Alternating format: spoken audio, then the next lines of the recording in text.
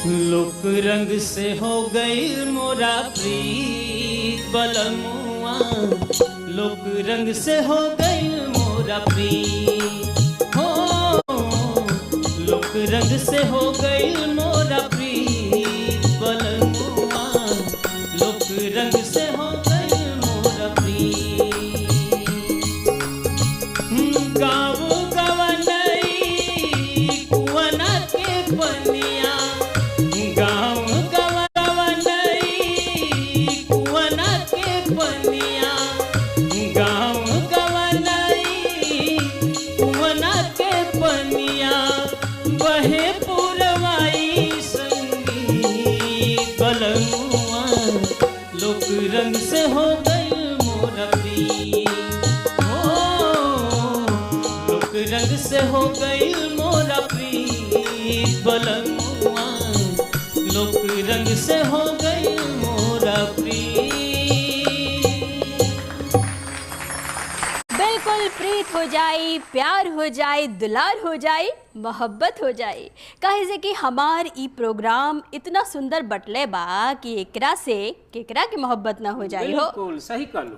का अवधी, का हिंदी, का भोजपुरी, तमिल, मलयालम, मराठी सबके प्यार हो गईल बा।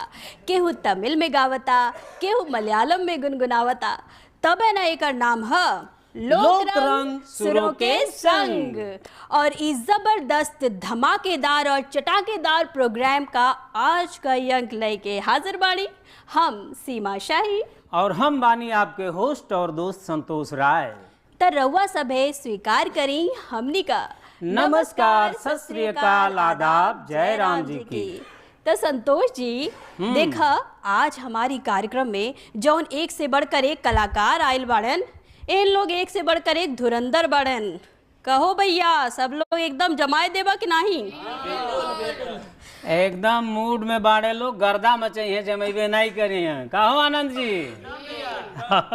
बिल्कुल, तो गर्दा तो मचेले चाहिए। काहे से कि हमारे प्रोग्राम का नंबर बाटे ना लोक रंग सुरों के संग। अब भैया ई कार्यक्रम में तो एक से बढ़कर एक गीत गवने ही होत है। तो संतोष जी बोलो। हम तो कहते देर न कइल जाए, हमारे जो गवैया लोग बाड़न उनका लोग का परिचय हो जाओ। अरे एकदम देर कैला के जरूरत नहीं है। काहे से कि देखत और दर्शक लोग भी टीवी पे ना चाय पकौड़ी लेके बेचारे बैठल बाड़े, तो अब देर कैला के जरूरत नहीं के। एकदम गाना बजाना जनते बाड़ू की अवधी, ब्रज, भोजपुरी, बुंदेलखंडी के एजा एकदम तूफान आ गइल बा, गली गली हल्ला मच गइल बा। तो फटाफट लोग के परिचय कराओ, गीत गौनाई शुरू कराओ। और का तो हम तो कहब कि जोरदार तालियों से